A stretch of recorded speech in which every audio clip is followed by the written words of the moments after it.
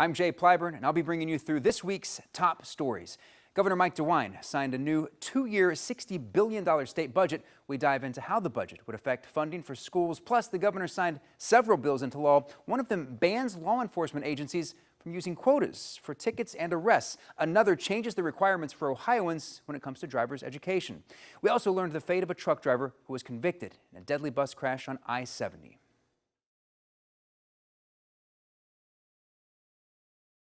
The parent I spoke to today told me she has a lot of uncertainty because of this state budget. Now, she told me that she's worried about the things her child's school will have to cut because of a lack of funding. Susan Cavendish's children go to Columbus City schools. She's worried about how budget cuts could impact her children's special education curriculum. It's stretched very thin for special education all over the country, but especially here in our district. Cavendish says she also worries that the district will cut teachers in schools that are sometimes overcrowded. My child's class last year was overfilled, but I don't see how children can learn in that environment. Melissa Cropper, the president of the Ohio Federation of Teachers, says she's disappointed in the budget. We're going to see districts who are going to have to make some tough choices over the next couple of years. Time will tell whether they're going to have to cut teachers, make larger class sizes, cut some courses. Scott DeMauro, the president of the Ohio Education Association, says the budget did not complete the Fair School funding plan that has been in place since 2021. He thinks districts will turn to voters for money. That puts more burden on people at the local level, means the districts have to go back to the voters more often for tax levies in order to maintain the level of support that they already provide for students. For Cavendish, she says CCS has talked about a vision for the future, including new schools and updated classrooms. But now she worries that won't happen. With this lack of funding, I don't know how they could make any of these visions become a reality. And these changes to public school funding do take place immediately. Reporting in Columbus, Tara Jabor, 10 TV News.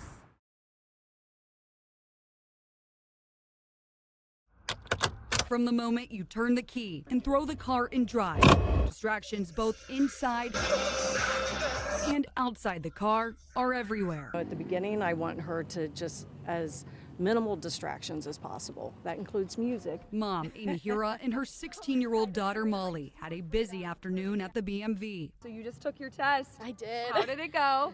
I did good on the driving part. Maneuver, gotta retake that. Despite that, Amy says her training made her feel prepared.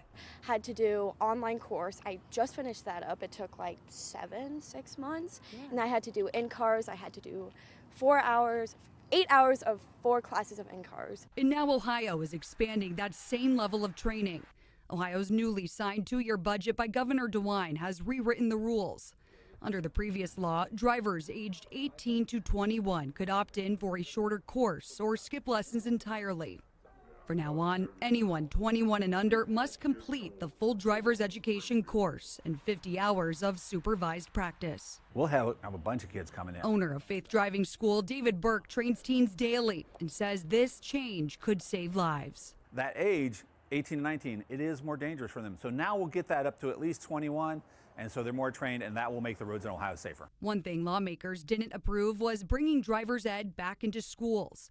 Instead, districts must now excuse students for up to 8 hours of private driving instruction outside of core class time. This is an important skill, just like all the other skills they do in school. Amy says it's scary to know drivers have been on the roads without the same training. It's like I have no idea what to do. Like the road signs, like all the traffic and stuff. I wouldn't have the roundabouts, the intersections, 4-way stops. It all, scares teenagers. Her mom's grateful to see the change. Okay. I think that everybody should have the training because things have changed so much. The roundabouts are crazy, the different, highway exits, where they turn left, in different parts. And for Amy, she's keeping her confidence because of her training. Scheduled to retake her test next Tuesday. I'm so excited too. It's like just more freedom for me as a teenager and stuff. So I'll be able to, drive to school and stuff. For me too.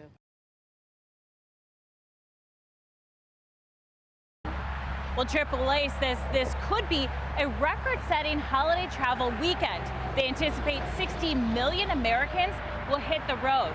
The Ohio State Highway Patrol has plenty of troopers out, making sure everyone who drives is safe. Like you, the Ohio State Highway Patrol will be on the roads this weekend. Make sure you're driving sober, make sure that you're buckled up, make sure you're not driving distracted, because we're going to be out and we're going to be looking for those violations. The 4th of July falls in the middle of the 100 deadliest days of summer, the days between Memorial Day and Labor Day, when more people are on the roads, including motorcycles, and more deadly accidents tend to happen. You may think, you see a trooper in the crossover and think, oh no, he's just going to get me for a speed. That's not why we're out there. We're out there to protect you, protect everyone else, and make sure everybody gets to those celebrations, gets home to their families on such a busy holiday.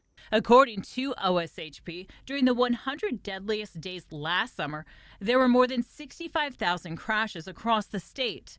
In those crashes, 393 people were killed.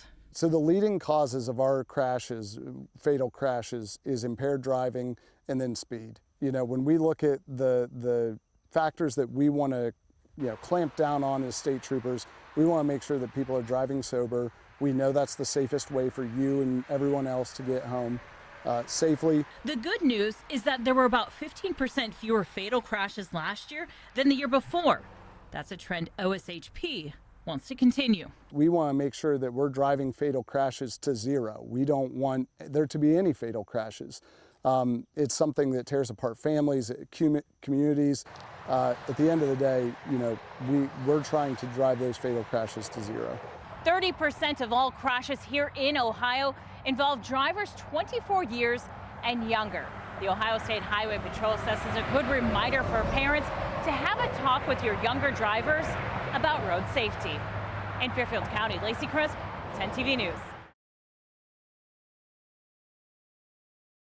Shalia Jenkins is a busy mom of 4. The summertime is always tough, so she usually sends her kids to summer camp. Being a single mom, it was hard to provide 3 meals a day. So being able to have them come here for breakfast and lunch as well as snack. By the time I got them, all I had to worry about was dinner. The camp gave her kids a place to learn, meet people, and eat a meal every single day of the summer. Jenkins says she couldn't have provided food for her kids without the camp. Money was tight. There were times that we'd have to go to the food lines because I just didn't have enough. Mid-Ohio Food Collective provides meals to the summer camp Jenkins kids go to, along with 40 others through its summer feeding program. And it's not your typical sandwich. It's a nutritious hot meal. It is important for children to have consistent access to nutritious meals. We understand that it helps them feel better, it helps them learn better, we understand that it helps them thrive. This summer, Mid-Ohio is expected to serve the most meals ever because of an increased need. That demand again comes from the lack of access during the summer. This comes at a time when the nonprofit is losing federal and state money. Now they're relying on the community to continue their work. There are several children that don't get those 3 square meals a day. And so having this program is beneficial for those families as well as the community. And all those meals are served to kids under the age of 18. The collective served over 3,000 children last summer. Reporting in Grove City, Tara Jabor, 10 TV News. Lightning just hit somebody. Lightning just hit somebody. So what happened? Lightning just hit somebody.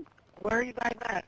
Northland High School. 911 calls from the Northland High School soccer field give a window into the chaotic moments after lightning struck. He's completely burned. He's burned.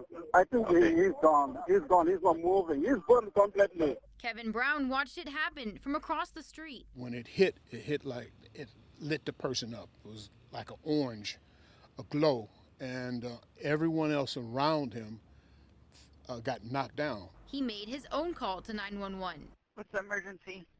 The guys out here playing soccer, and it looks like possibly the lightning struck out on the field, and one of them is on the ground, and they are surrounding him. Then Brown bolted over to help with CPR until emergency crews arrived. He had a chain around his neck, and you could see the scorch from that. I guess that's what drew the lightning to him. Brown was left pretty shaken up. Now he hopes to strike what he saw from his memory as he hopes the victims recover. I hope I don't have memories of it. I've never seen that before. Never seen a person get hit by lightning before.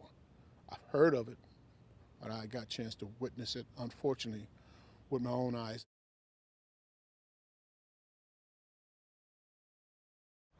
There were few dry eyes inside the courtroom.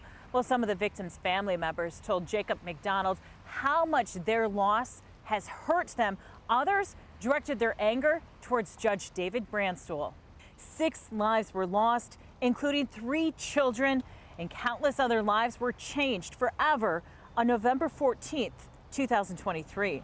That's when semi-driver Jacob McDonald caused a chain reaction crash that set a charter bus on fire that was carrying 54 Tuskegee Valley band students and band directors. Another car with chaperones was crushed so hard between the semi and the bus, it took hours for first responders to realize it was there.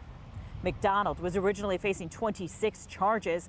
Judge David Brandstuhl found McDonald guilty on 6 misdemeanor counts of vehicular homicide, ruled that he was not guilty of aggravated vehicular homicide, which is a felony. Family members stood in the courtroom and got their chance to explain how their lives have been impacted. There is an ache, an emptiness that will never go away. I need to know why you chose to let this happen. This was a choice to be distracted. You took the lives of 6 people, including 3 children. There is no sentence, no judgment today that will bring back the people we lost.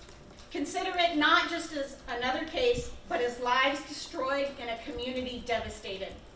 We want accountability, we want responsibility, and we want change so that no other family or community has to live through this pain. I'm not here to talk about what a dirtbag Jacob McDonald is. I'm here to tell you, Barnstool, you're a disgrace, and this ruling is horrendous. 3 months per life snuffed out. You're everything that is wrong with the judicial system. And all the ill wishes, contempt, and scorn I have for Jacob McDonald, I have an equal measure for you, Barstool. Now, several family members told me they were so upset by the verdict, they didn't come to today's sentencing. Now, Judge Brandstuhl sentenced McDonald to 18 months in jail. He's already served nearly 12 months. He's expected to be released in January. In Licking County, Lacey Crisp, 10 TV News. Is this in direct response to the $600 million for the Browns? It absolutely is in direct response to that. State Representative Sean Brennan voted against the 2-year state operating budget, partly because it includes that funding for the Cleveland Browns' new stadium in suburban Brook Park. He says his bill to ban lawmakers from accepting free or discounted tickets to pro sporting events will eliminate a clear conflict of interest. And there's some ethical concerns here, that if we have the power to dole out taxpayer dollars from hardworking Ohioans to very wealthy individuals, then we shouldn't be benefiting in any way personally. Governor Mike DeWine signed the $60 billion budget late Monday night. The budget earmarks $1.7 billion from Ohio's $4.8 billion unclaimed funds account to create the Ohio Cultural and Sports Facility Performance Grant Fund. The Browns are the first grant recipient. The governor emphasized the money will also go to other major and minor league sports stadiums, as well as theaters and opera houses, and does not come out of the state's general revenue fund. I asked Brennan what his bill will apply to. Is that only to arenas, venues in which state funding has been used? Well, I mean, that's really the intent, but the way the bill reads is any professional sports team, because although we might not have given money yet to say the Cincinnati Bengals, it's not to say that it might not come up in the future. Families I spoke with said they weren't aware of yesterday's death. They told me the trails were wet, but they said they made sure their kids stuck to the trails for their own safety. For the Morelli family, it was a picture-perfect day. Walking along the river. Yeah. I wanted to see Old Man's Cave, Devil's Bathtub. Enzo, Allie, Bash, and of course Kyber loved spending some time at Old Man's Cave on a beautiful 80-degree day. Yeah, it's a big week for getting outdoors, and since it's been raining the past few days, today's a perfect day to get out. Very humid. What is expected to be a booming week for the Hocking Hills area started off with tragedy. A woman died after a tree fell on her at Conkle's Hollow yesterday. Flash flooding also caused problems on a lot of trails. Very wet, very muddy, but they were pretty good conditions despite that. And just got to be careful. Some areas you're going on some slick stones, so you just got to be careful. With the big dog too, you got to be a little slower. The Morellis say they packed their backpacks full of water and snacks and made sure they stuck to the trails to have a safe and fun family outing. We make sure that we divide and conquer, so if I'm with the little one, she's with the boys, or vice versa. Make sure that we don't crowd others because, you know, there's some folks that are there with poles and got to make sure you don't want to cause somebody to slip and fall, so we try to stay close and, you know, just kind of common sense stuff on the trails. I asked ODNR for an interview. They declined, saying the death is still under investigation. In Hocking Hills, Lacey Crisp, 10 TV News. Thanks for joining us for Around Columbus, where we share impactful stories from across Central Ohio to keep you safe and informed. For more news, be sure to download our free 10 TV News app.